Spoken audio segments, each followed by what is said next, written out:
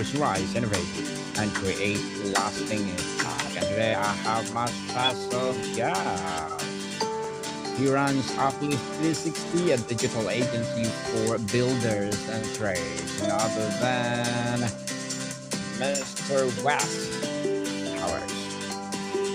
Hey Daniel, Welcome. it's a pleasure to be with you today and good to talk again. We've been on one of the other podcasts, so it's good to talk again. Welcome, Mr. West, once again to one of my podcasts. And can you please introduce more about yourself that I Absolutely, yeah. So I run a digital agency here in Australia, Uplift 360, and so it's uplift360.com.au, as you can see on the screen there. And so we're a digital agency. We work mostly for trades and construction businesses, so we'll do their website typically. Do their search engine optimization. We'll get them ranking and showing up in all the large language models as well. So that's it's a changing world we're living in, and we're supporting our clients as best we can. Well, thank you so much for sharing your knowledge and wisdom to the world, Mr. West. Thank you. And today, let's talk about being the founder of Uplift 360. Mr. West, you've been about hitting the rock bottom, going through a divorce while simultaneously being told by business valuer that your agency was not worth much because AI was conforming of it. You described crying under your desk. For someone in the middle of their own professional or personal crisis right now, what do you misunderstood about the moment you cannot see all the time? Yeah, it's really difficult. Most of us hit times in our lives where there's challenges and various levels of challenge. And certainly, if you run a business, it feels as though things are just amplified. So you have your personal life crises sometimes, but also your business because there's so much at stake running a business. So it's so rewarding, but there's also a lot more at stake than if you have a regular job. So it was a challenging time in life, but it was a really good opportunity to consider all parts of business and life and reconsider how I was approaching business as well. So rework the business a lot. It was the time when AI was coming for it, so to speak. AI has transformed the way we're doing our work a whole lot, the way in which we produce the outcomes we achieve for our clients, so building the websites and so on. And it's about making the most of the opportunities. There's great tools and technology out there, but also to keep on top of it so we can keep our clients ahead of the pack because it's just so noisy online, so much information overwhelm. We need our clients to cut through and break through so they can be seen and then they can be trusted and chosen.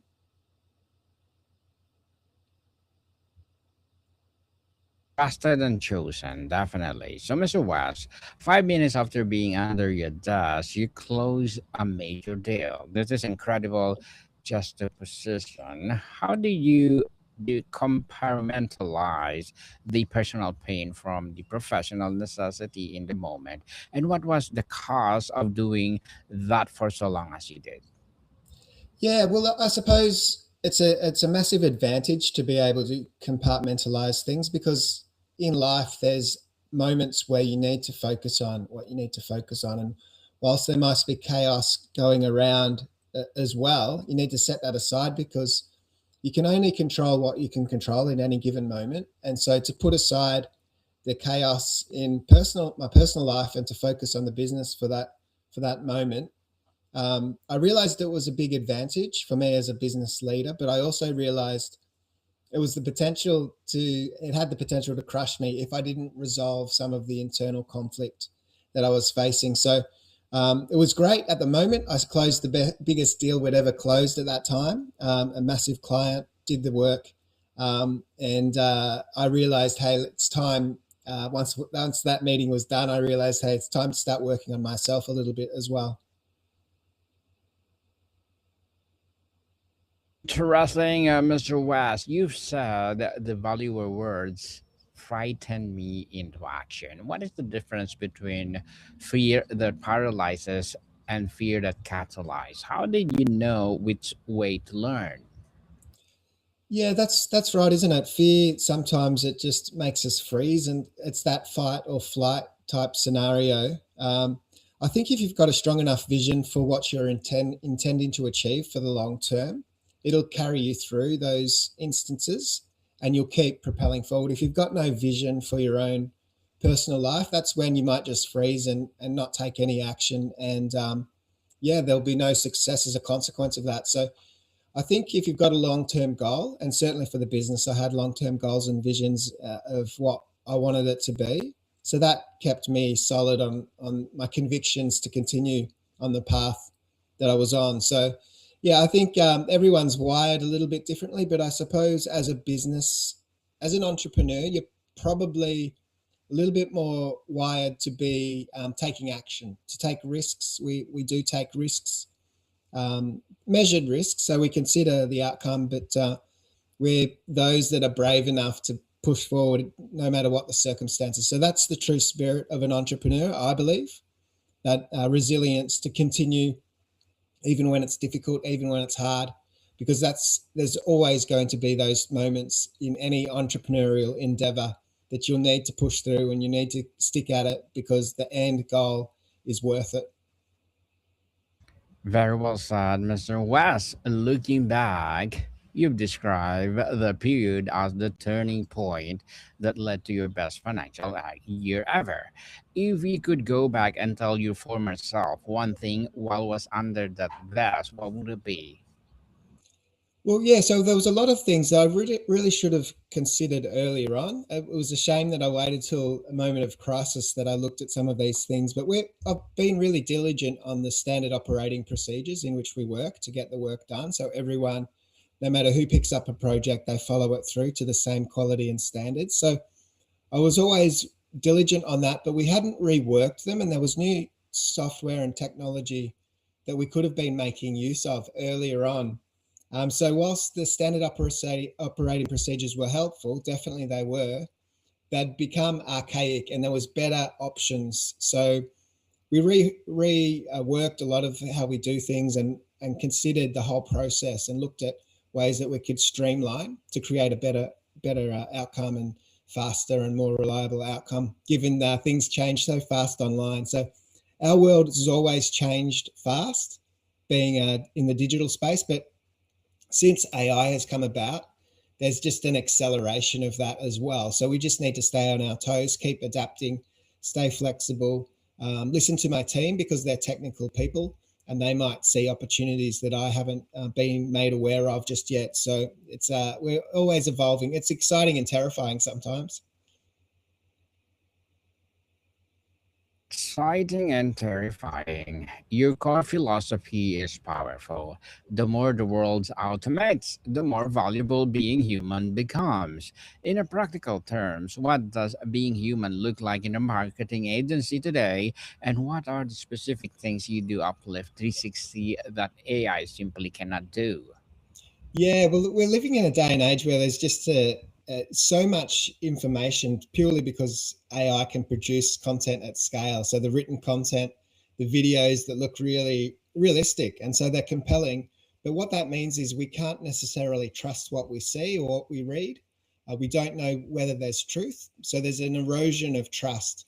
So the quickest way and the most helpful way to build trust in a time where trust is not so strong is to build a human connection that's reliable, trustworthy. And so building testimonials, so third party endorsements, reviews.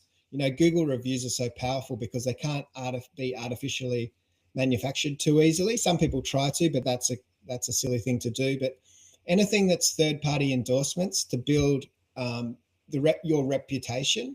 But our goal for all of our online work is, say, social media. The goal of social media for us and our clients is to get people off social media into the website.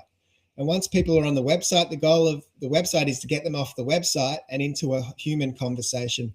Because if you're selling anything of high worth and value, it's likely going to take a conversation with a real human and a relationship to make that sale. If you're selling something cheap, you know, if you're selling a $5 widget, you can sell that online and you don't need to talk to anybody. But if you're selling something of multiple thousands of dollars potentially, then they're likely going to want to talk to someone and make sure that you are who you say you are and you'll deliver on the promises that you're making.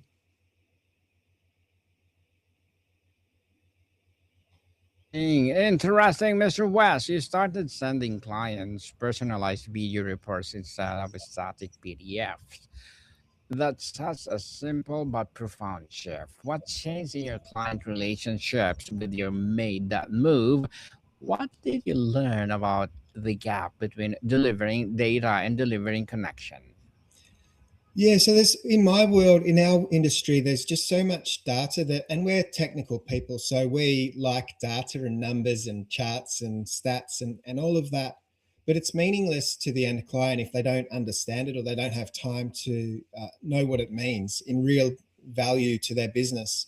So what I realized was we were sending out these lengthy reports, but because they were so in depth, they just weren't being considered at all because it was just an overwhelm of information.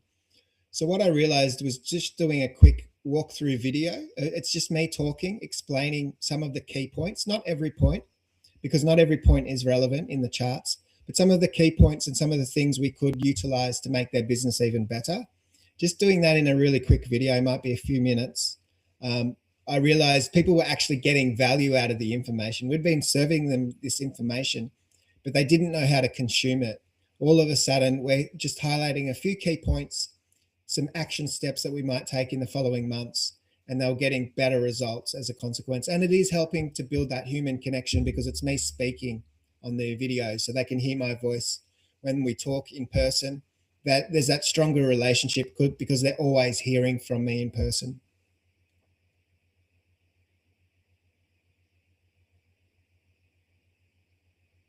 Well said, Mr. West. You said that AI amplifies everything. A good strategy gets better, a bad one gets louder. How does a business owner know whether they have a good foundation before they start layering AI on top? What is the diagnostic you'd recommend? Yeah, so to understand your key points of difference are really the key things that you should be focusing on your message. See, everyone else in your industry is talking about the general terms of whatever it is you provide, but it's only you who can speak to the uniqueness of what you do. And so by doing that, sometimes what you'll do is you'll repel some people because they're not seeing the world in the same way that you do, but others will be drawn to you because it's an exact match of how they view business and how they view what it is you're doing. So that's the ideal marketing, to repel those that are not a great client and to attract those that are. So being really considerate of what those key points of difference are in your business, in your brand, is really helpful. And one of the shortcut ways to find out what makes you unique is to have a discussion. I often have a discussion with a client as we're starting a new project to find out what they really don't like in their industry, it's more of a venting session. So they'll talk about all the competitors and what they're doing and what they feel as though they're doing wrong. Now, this would never go public. This was a private conversation. But by highlighting all the negative aspects of the industry, we can quickly realize what their true values are and look at it from the positive aspects. So what's the opposite of all these negative things? And they're oftentimes the unique points of view that we can use to market their business more successfully. So I just found that it's easier for them to talk about the negative aspects of their industry, and then we can reshape that into the positive of what they're bringing to the table that's different. Shaping indeed. You help trades and construction business industry not known for slick marketing. Sounds human online. What is the most common mistake these business owners make when they try to sound professional that actually makes them sound less trustworthy? Yeah, it is so true, and we tend to avoid what we don't enjoy doing or we're not comfortable with. And a lot of the founders of the businesses that lead the construction companies and trades, they prefer to be working with their hands on the tools. That's what they started as, as a trained trades worker of some description. So they're naturally pragmatic, practical, hands-on, down-to-earth people who enjoy doing the work. So they don't necessarily like sitting behind a computer, and they therefore don't really spend a lot of time even looking at other people's websites. So they tend to avoid what they don't naturally use themselves. And so it's a massive advantage to bring in someone like us who can help guide them through the process and simplify it, because it doesn't need to be as complicated as what a lot of web developers might make it sound. It really is simple. We're trying to get a key message out about their business, showcase their work so the right people can find them and do business with them. So really simplifying that message and getting it clear on their website. And there's clever ways to design a site to guide the eye through the necessary information. That's the most important things, and for people to take action. So the call to action. So you get a nice strong call to action and a strong conversion rate, and everyone benefits that way. Was you've coined a term search everywhere optimization to describe the shift from traditional SEO to showing up across Google, voice assistant, and AI platforms like ChatGPT, Gemini, and Claude. Can you break that down for us? What does the business need differently to be found in an AI driven search world? Yeah, well, it is interesting. So the world is changing, and the way in which we search or research what it is we're needing has changed somewhat. So still, people when they're ready to buy something, more often than not, they will go to Google and search for the providers who can fulfill their need. But if they're in the phase of just researching a particular something that they have a need and they want to find out the options and who the best providers are and so on, that research phase, it's often being done on other platforms, not necessarily Google. It might be ChatGPT, and we have our conversation with our phones. And ideally, if we optimize the website as a tool to educate large language models, then your business and brand can show up as a recommended preferred option for that particular need that someone might be having a discussion about. So it's about building in the content that answers people's real life needs in your industry, and building it into your website and your content strategy so that all the large language models can understand it and make use of it. So it is challenging. Everywhere is a lot of places, and that can overwhelm and scare people. But realistically, if you publish quality content in the right places, then all the tools are gleaning that information. So you haven't got to publish everywhere as such, but you can publish across the social platforms, of course, but you can be found in a whole lot of places just by getting the structures right with your online strategy. You've said that business need to think their content as a training AI to recognize and recommend them. How Yeah. does that changes the way you approach content creation, and why the optimization from them reader is an algorithm? Yeah, it's changed a lot. So back in the day, a few years ago, you would optimize a website for Google and other search engines, and it was pretty archaic. So you would have the service and the location, let's say. So it might be plumber Melbourne for us. So we're working with a lot of plumbers, and maybe they're in Melbourne. So that would be the keyword, as simple as plumber Melbourne. But these days, or the most of us realize the tools understand the full sentence. So we're searching not just plumber Melbourne, but we're searching for the exact need that we have at the time. So it might be a burst pipe in the foundations of your home, and so who's the best person to? Firstly, we'll have a discussion. How do you actually resolve this problem if we don't know? And then we might ask further questions, and we'll be led down a path with our large language model, and eventually you might say something like, who's the best provider in my region in Melbourne for this service? And that's where you want to show up. So if you're fueling the AI with answers to all these different scenarios and questions, and the best way oftentimes to do that is to do it through your blog. So if you've written a blog, a powerful and intelligent blog post all about plumbing that's under your foundations, that's causing a leak and what the problems are, what the solutions are, it might be that you do camera work and repairs in the plumbing and so on. All the the problems, so that's understood. The solutions, your content has the chance to show up in your region, hopefully, and you'll be the preferred provider. So it's just a different way of thinking about what we once called search engine optimization. Now it's search everywhere optimization, because that same information fuels the large language models. They're pulling it all from online, so it may as well be your website they're pulling it from. Hmm. Certainly, Mr. West. You've spent 20 years focused on trades and construction businesses. What made you choose that niche, and what you have learned about psychology of trades business owners and generalist marketer would completely miss? Well, the niche kind of found me rather than the other way around. It was, we were doing websites and digital marketing for anyone and everyone for a long time. And then I realized, hey, the majority of our better clients are all in the trades, construction related fields, might be building materials, that sort of thing. And so I realized, hey, this is a niche that's found us. And people sometimes think, oh, maybe I had some sort of trade background. I don't at all. I'm useless at picking up a hammer or driving a nail, or this, I don't know what end of the screwdriver to hold. I'm not a tradesperson at all, but for some reason I related really well to these types of people. And I think it's because they're often founder led businesses.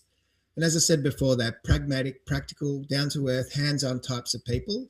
And I just relate really well to them. So I, over the course of time, understood what their needs are in their niche. And this is the beauty of niching. You get to understand the general industries that you're focused on serving, and you get to understand precisely what it is that they need to grow a bigger and more sustainable business. So that's the beauty. That it's been a learning journey for sure, but it's been a really rewarding and worthwhile adventure.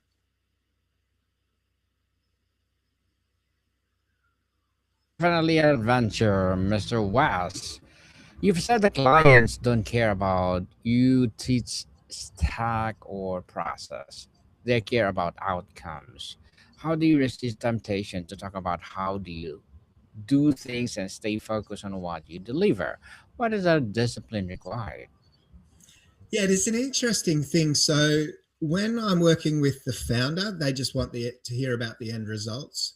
When I'm working with a marketing manager within a company, because they have a different level of understanding, it's they're the ones that are more likely to want to understand all the technical details and so on. And that makes sense. We can certainly explain all of that to people when they choose that they're that way inclined and they want to understand the software, for example, or how we're going to go about building the site and so on. But that's not how we start the conversation. We start the conversation by understanding their outcomes, because realistically, at the end of the day, that's what people are wanting. So talking about the outcomes, and then we'll come back to whatever technical understanding they want to hear more about. We can certainly cover that too. So it's a bit of a balance depending on who we're working with. Some of the large companies we work with, they might have like a whole marketing team. And so they might have a variety of different skill sets, and we need to explain to them each aspect of what's important to that particular individual within a larger company. It's a lengthier process, of course, but it's worth covering those bases with the people involved. If there's lots of people involved, that's an important aspect of what we do. You've changed your own habits as a founder, Mr. West. Drinking less, replacing alcohol with kava, thinking about longevity. How much of building resilient business is actually about building a resilient founder? What is the connection? It is, yeah. And you've done a lot of research. I mean, I really appreciate that.